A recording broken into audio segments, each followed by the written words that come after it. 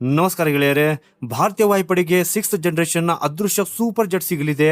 ಈ ಚೀನಾ ಮತ್ತು ಪಾಕಿಸ್ತಾನದ ನಿದ್ದೆಗೆಡಿಸಲು ಭಾರತ ಫ್ರಾನ್ಸ್ ಜೊತೆ ಕೈ ಜೋಡಿಸುತ್ತಿದೆ. ಯಾಕಂದ್ರೆ ಕಳೆದ ಕೆಲವು ದಿನಗಳಿಂದ ಮಾಧ್ಯಮಗಳಲ್ಲಿ ಇಂತಹದೊಂದು ಭಾರಿ ಸಂಚಲನ ಸೃಷ್ಟಿಯಾಗಿದೆ. ಈ ಫ್ರಾನ್ಸ್ನ ಅತ್ಯಾಧುನಿಕ FCAS ಯುದ್ಧ ವಿಮಾನ ಭಾರತದ ಗಡಿಯನ್ನು ಕಾಯಲಿದೆ ಅನ್ನೋ ಉತ್ಸಾಹ ದೇಶಾದ್ಯಂತ ಹರಡಿದೆ. ಆದರೆ ಈ ಬಣ್ಣದ ಭ್ರಮೆಯ ಹಿಂದೆ ಭಾರತದ ರಕ್ಷಣಾ ಬಜೆಟ್ ಅನ್ನೇ ನುಂಗಿ ನೀರು ಕುಡಿಯುವ ಸ್ವದೇಶಿ ವಿಜ್ಞಾನಿಗಳ ಕನಸನ್ನೇ ಹೂತು ಹಾಕುವ $40 ಬಿಲಿಯನ್ ಮಹಾಸುಳಿಯೊಂದು ಅಡಗಿದೆ.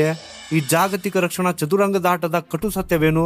ಸೊ ಬನ್ನಿ ಗೆಳೆಯರೆ, ಇವತ್ತಿನ ವಿಡಿಯೋದಲ್ಲಿ ವಿಶೇಷ ಕಾರ್ಯತಂತ್ರದ ವಿಶ್ಲೇಷಣೆಯನ್ನ ಬಿಚ್ಚಿಡೋಣ. ಗೆಳೆಯರೆ, ಸಂಸತ್ತಿನ ರಕ್ಷಣಾ ಸ್ಥಾಯಿ ಸಮಿತಿಯ ಮುಂದೆ ರಕ್ಷಣಾ ಸಚಿವಾಲಯ ಇತ್ತೀಚೆಗೆ ನೀಡಿದ ಒಂದು ಸಣ್ಣ ಹೇಳಿಕೆ ದೇಶಾದ್ಯಂತ ದೊಡ್ಡ ಚರ್ಚೆಗೆ ನಾಂದಿ ಹಾಡಿದೆ.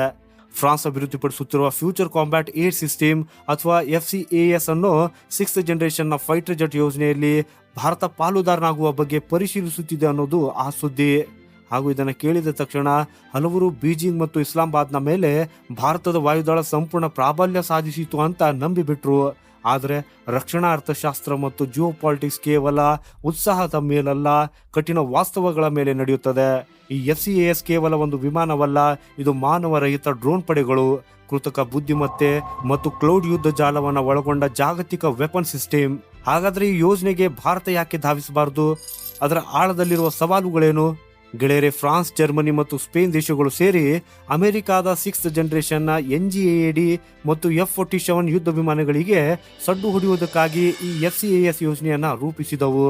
ರೆಡಾರ್ ಕಣ್ಣು ತಪ್ಪಿಸುವ ಸ್ಟೆಲ್ತ್ ತಂತ್ರಜ್ಞಾನ, ಲೇಸರ್ ಅಸ್ತ್ರಗಳು ಮತ್ತು ಹೈಪರ್ಸೋನಿಕ್ ಕ್ಷಿಪಣಿಗಳನ್ನು ಹೊತ್ತಿರುವಂತೆ ಇದನ್ನ ಡಿಸೈನ್ ಮಾಡಲಾಗ್ತಾ ಇದೆ. ಆದರೆ ಇಲ್ಲಿ ವಾಸ್ತವವೇ ಬೇರೆ. ಈ ಯೋಜನೆ ಇನ್ನು ಆರಂಭಿಕ ಹಂತದಲ್ಲಿ ಇರುವಾಗಲೇ ಸದಸ್ಯ ರಾಷ್ಟ್ರಗಳ ನಡುವೆ ಹಗ್ಗಜಗ್ಗಾಟ ಶುರುವಾಗಿದೆ. ಈ ಜರ್ಮನಿ ಮತ್ತು ಫ್ರಾನ್ಸ್ನ ಪ್ರಮುಖ ಕಂಪನಿಗಳಾದ ಏರ್ಬಸ್ ಹಾಗೂ ಡಸಾಲ್ಟ್ ನಡುವೆ ತಂತ್ರಜ್ಞಾನದ ಹಕ್ಕು ಮತ್ತು ನಾಯಕತ್ವದ ವಿಚಾರದಲ್ಲಿ ತೀವ್ರ ಭಿನ್ನಾಭಿಪ್ರಾಯ ತಲೆದೂರಿದೆ. ಯೋಜನೆಯ ವಿಪರೀತ ವೆಚ್ಚ ಮತ್ತು ವಿಳಂಬವನ್ನು ಕಂಡು ಜರ್ಮನಿ ಈ ಯೋಜನೆಯಿಂದ ಬಹುತೇಕ ಹಿಂದೆ ಸರಿಯುವ ಲಕ್ಷಣಗಳನ್ನು ತೋರಿದೆ. ಗೆಳೆಯರೆ, ಯುರೋಪಿಯನ್ನ ಪ್ರಬಲ ಆರ್ಥಿಕತೆಯೇ ಈ ಯೋಜನೆಯ ಹೊರೆ ತಾಳಲಾರದೆ ಕೈ ಚೆಲ್ಲುತ್ತಿರುವಾಗ ಫ್ರಾನ್ಸ್ಗೆ ಈಗ ತನ್ನ ಬೃಹತ್ ಆರ್ಥಿಕತೆಯ ಹೊರೆಯನ್ನು ಹಂಚಿಕೊಳ್ಳುವುದಕ್ಕಾಗಿ ಒಬ್ಬ ಬಲಿಷ್ಠ ಪಾಲುದಾರನ ಅಗತ್ಯವಿದೆ. ಹಾಗೂ ಆ ಕಾರಣಕ್ಕಾಗಿ ಅವರು ಭಾರತಕ್ಕೆ ಆಹ್ವಾನದ ಬಲೆ ಬೀಸಿದ್ದಾರೆ. ಹಾಗಾದ್ರೆ ಯೋಜನೆ ಅಸಲಿ ಬೆಲೆ ಎಷ್ಟು ಅನ್ನೋದು ನಿಮ್ಗೆ ಗೊತ್ತಾ? ಗೆಳೆಯರೆ, ಕೇವಲ ಯುದ್ಧ ವಿಮಾನ ವಿನ್ಯಾಸ ಮತ್ತು ಸಂಶೋಧನಾ ಅಭಿವೃದ್ಧಿ ವೆಚ್ಚವೇ ಸರಿಸುಮಾರು $40 ಬಿಲಿಯನ್ ತಲುಪಲಿದೆ ಅಂತ ಅಂತಾರಾಷ್ಟ್ರೀಯ ತಜ್ಞರು ಅಂದಾಜಿಸಿದ್ದಾರೆ. ಇದರಿಂದ ಒಮ್ಮೆ ಲೆಕ್ಕ ಹಾಕಿ ನೋಡಿ, ಭಾರತದ ಸೇನೆ, ನೌಕಾಪಡೆ ಮತ್ತು ವಾಯುಪಡೆ 3 ಸೇನೆಗಳ ವಾರ್ಷಿಕ ಒಟ್ಟು ರಕ್ಷಣಾ ಬಜೆಟ್ ಸುಮಾರು $80 ಬಿಲಿಯನ್. ಅಂದ್ರೆ ನಮ್ಮ ಇಡೀ ದೇಶದ ವಾರ್ಷಿಕ ಬಜೆಟ್ನ ಅರ್ಧಕ್ಕಿಂತ ಹೆಚ್ಚು ಹಣವನ್ನು ಕೇವಲ ಒಂದು ವಿದೇಶಿ ಯುದ್ಧ ವಿಮಾನದ ಅಭಿವೃದ್ಧಿಗೆ ಸುರಿಯುವುದು ಎಷ್ಟರ ಮಟ್ಟಿಗೆ ಇದು ಕಾರ್ಯಸಾಧ್ಯ?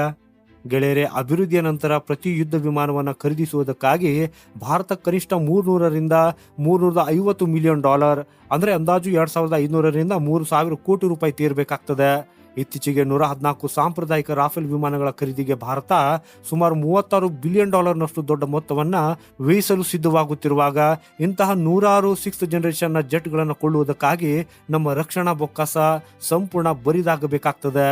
ಹಾಗೆಯೇ ಗೆಳೆಯರೆ, ಇಲ್ಲಿ ಅತ್ಯಂತ ನೋವಿನ ಮತ್ತು ಕಳವಳಕಾರಿ ಸಂಗತಿ ಅಂದ್ರೆ ನಮ್ಮ ಸ್ವದೇಶಿ ಯೋಜನೆಗಳ ಭವಿಷ್ಯ. ಭಾರತದ ಹೆಮ್ಮೆಯ ರಕ್ಷಣಾ ಸಂಶೋಧನಾ ಸಂಸ್ಥೆ DRDO ಮತ್ತು ADA ಸೇರಿ ದೇಶದ ಮೊದಲ 5th ಜನರೇಷನ್ ಸ್ಟೆಲ್ತ್ ಯುದ್ಧ ವಿಮಾನ AMCA ಅನ್ನು ಅಭಿವೃದ್ಧಿಪಡಿಸುತ್ತಿವೆ. ಕೇಂದ್ರ ಸರ್ಕಾರ ಈ ಮಹತ್ವಾಕಾಂಕ್ಷೆಯ ಯೋಜನೆಗೆ ಸುಮಾರು $1.8 ಬಿಲಿಯನ್ ಅನುಮೋದನೆ ನೀಡುವುದಕ್ಕಾಗಿ ವರ್ಷಗಳ ಕಾಲ ಮೀನಮೇಷ ಮಾಡಿತ್ತು. ಸ್ವಂತ ವಿಜ್ಞಾನಿಗಳಿಗೆ $2 ಬಿಲಿಯನ್ ನೀಡಲು ಹಿಂಜರಿಯುವ ವ್ಯವಸ್ಥೆ ವಿದೇಶಿ ಕಂಪನಿಗೆ $40 ಬಿಲಿಯನ್ ಸುರಿಯಲು ಹೇಗೆ ಸಾಧ್ಯ?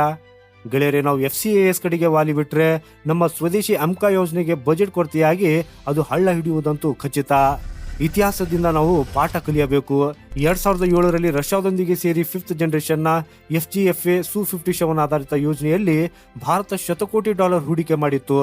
ಆದರೆ ಕೊನೆಗೆ ರಷ್ಯಾ ಸಂಪೂರ್ಣ ತಂತ್ರಜ್ಞಾನ ವರ್ಗಾವಣೆ ನೀಡುವುದಕ್ಕಾಗಿ ನಿರಾಕರಿಸಿದಾಗ ಭಾರತ ಆ ಯೋಜನೆಯಿಂದ ಅನಿವಾರ್ಯವಾಗಿ ಹೊರಬರಬೇಕಾಯಿತು. ಗೆಳೆಯರೆ, ಅವತ್ತಿಗೆ ಕಳೆದುಕೊಂಡ ಅಮೂಲ್ಯ ಸಮಯ ಮತ್ತು ಹಣ ಇಂದಿಗೂ ಭಾರತೀಯ ವಾಯುಪಡೆಯನ್ನ ಕಾಡ್ತಾ ಇದೆ. ಸಮಯ ಯಾರ ಬಳಿಯೂ ಕಾಯುವುದಿಲ್ಲ. ಯಾಕಂದ್ರೆ ಯುರೋಪಿಯನ್ ದೇಶಗಳ ಪ್ರಕಾರ ಈ FCAS ಮೊದಲ ಹಾರಾಟ ನಡೆಸಿ ಸೇವೆಗೆ ಸಿದ್ಧವಾಗುವುದಕ್ಕಾಗಿ ಕನಿಷ್ಠ 2040 ರಿಂದ 2045 ಕಾಯಬೇಕು. ಆದರೆ ಭಾರತದ ಇಂದಿನ ಪರಿಸ್ಥಿತಿ ಏನು? ಭಾರತೀಯ ವಾಯುಪಡೆಯಲ್ಲಿ ಅಧಿಕೃತವಾಗಿ 42 ಸ್ಕ್ವಾಡ್ರನ್ಗಳು ಇರಬೇಕಾದ ಜಾಗದಲ್ಲಿ ಕೇವಲ 30ರಿಂದ 31 ಸ್ಕ್ವಾಡ್ರನ್ಗಳು ಮಾತ್ರ ಕಾರ್ಯಾಚರಣೆಯಲ್ಲಿವೆ. ಇನ್ನು ಹಳೆಯ MiG-21 ಮತ್ತು ಜಾಗ್ವಾರ್ ವಿಮಾನಗಳು ನಿವೃತ್ತಿ ಆಗ್ತಾ ಇವೆ. ಗಡಿಯಾಚೆ ಚೀನಾ ಈಗಾಗಲೇ 106 5th ಜನರೇಷನ್ J-20 ಯುದ್ಧ ವಿಮಾನಗಳನ್ನು ನಿಯೋಜಿಸಿದ್ದು ಹೊಸ J-35 ಅನ್ನ ಸಿದ್ಧಪಡಿಸ್ತಾ ಇದೆ. ಹಾಗೂ ಈ ಪಾಕಿಸ್ತಾನವು ಚೀನಾದಿಂದ ಸ್ಟೆಲ್ತ್ ವಿಮಾನಗಳನ್ನು ಪಡೆಯುವುದಕ್ಕಾಗಿ ಹೊಂಚು ಹಾಕ್ತಾ ಇದೆ. ಗೆಳೆಯರೆ, 2045ರಲ್ಲಿ ಬರುವ ದೂರದ ಕನಸಿಗಾಗಿ ಇಂದಿನ ಯುದ್ಧ ಸನ್ನದ್ಧತೆಯನ್ನು ಬಲಿಗೊಡುವುದಕ್ಕೆ ಸಾಧ್ಯವೇ?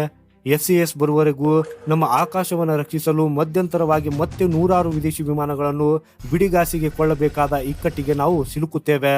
ಹಾಗಾದ್ರೆ ಇಲ್ಲಿ ಭಾರತ ಏನ್ ಮಾಡಬೇಕು?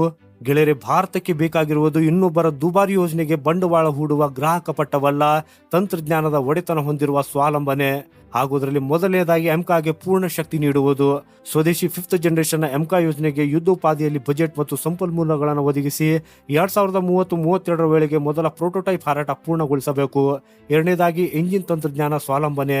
ಫ್ರಾನ್ಸ್ನ ಸಫ್ರಾನ್ ಅಥವಾ ಅಮೆರಿಕದ ಜಿ ಜೊತೆ ಜಂಟಿಯಾಗಿ ಭಾರತದಲ್ಲಿ 110 ಕಿಲೋನ್ಯೂಟನ್ ಶಕ್ತಿಯ ಜೆಟ್ ಎಂಜಿನ್ಗಳನ್ನು ಸ್ಥಳೀಯವಾಗಿ ನಿರ್ಮಿಸುವ ತಂತ್ರಜ್ಞಾನ ವರ್ಗಾವಣೆ ಒಪ್ಪಂದಗಳನ್ನು ಮಾಡಿಕೊಳ್ಳಬೇಕು. ಮೂರನೇದಾಗಿ ತೇಜಸ್ MK2 ವೇಗವರ್ಧನೆ. ಗೆಳೆಯರೆ, ವಾಯುಪಡೆಯ ಸ್ಕ್ವಾಡ್ರನ್ ಕೊರತೆಯನ್ನು ನೀಗಿಸುವುದಕ್ಕಾಗಿ ತೇಜಸ್ MK1A ಮತ್ತು MK2 ಉತ್ಪಾದನೆಯನ್ನು ದುಪ್ಪಟ್ಟಗೊಳಿಸಬೇಕು. ಯಾಕಂದ್ರೆ ವಿದೇಶಿ ಆಕರ್ಷಕ ಹೆಸರುಗಳು ಮತ್ತು ಹೈಪ್ಗಳು ಯುದ್ಧ ಗೆಲ್ಲಿಸುವುದಿಲ್ಲ. ದೇಶದ ಸ್ವಂತ ಕಾರ್ಖಾನೆಗಳಲ್ಲಿ ಸ್ವಂತ ಇಂಜಿನಿಯರ್ಗಳು ನಿರ್ಮಿಸಿದ ಅಸ್ತ್ರಗಳೇ ಬಿಕ್ಕಟ್ಟಿನ ಸಮಯದಲ್ಲಿ ನಿಜವಾದ ರಕ್ಷಣೆಯನ್ನ ನೀಡ್ತವೆ. $40 ಬಿಲಿಯನ್ ವಿದೇಶಿ ಯೋಜನೆ ಭಾರತದ ರಕ್ಷಣಾ ನೀತಿಗೆ ಗಟ್ಟಿ ಅಡಿಪಾಯವಾಗಲಾರದು. ಬದಲಾಗಿ ನಮ್ಮದೇ ನೆಲದ ಎಂಕಾ ಭಾರತದ ಆಕಾಶದ ಸಾರ್ವಭೌಮತ್ವವನ್ನು ಎತ್ತಿ ಹಿಡಿಯಲಿದೆ. ಸೊ ಗೆಳೆಯರೆ, ನಿಮ್ಮ ಪ್ರಕಾರ ಭಾರತ ಫ್ರಾನ್ಸ್ನ ಈ ದುಬಾರಿ FCAS ಯೋಜನೆಗೆ ಕೈ ಹಾಕಬೇಕೆ ಅಥವಾ ಸ್ವದೇಶಿ ಎಂಕಾ ಯೋಜನೆಗೆ ಸಂಪೂರ್ಣ ಬೆಂಬಲ ನೀಡಿ ಸ್ವಾವಲಂಬಿ ಆಗಬೇಕೆ? ನಿಮ್ಮ ಅಮೂಲ್ಯ ಅನಿಸಿಕೆಗಳನ್ನು ಕೆಳಗೆ ಕಮೆಂಟ್ ಮಾಡಿ ತಿಳಿಸಿ. ರಕ್ಷಣಾ ವಿಶ್ಲೇಷಣೆ ಮತ್ತು ನೈಜ ಮಾಹಿತಿಗಳಿಗಾಗಿ ನಮ್ಮ ಚಾನೆಲ್ ಅನ್ನು ಸಬ್ಸ್ಕ್ರೈಬ್ ಮಾಡಿ. ಸಿಗೋಣ ಮುಂದಿನ ಮತ್ತೊಂದು ಇಂಟ್ರೆಸ್ಟಿಂಗ್ ಮಾಹಿತಿಯೊಂದಿಗೆ. ವಂದೇ ಮಾತರಂ. ಭಾರತ್ ಮಾತಾ ಕಿ ಜೈ.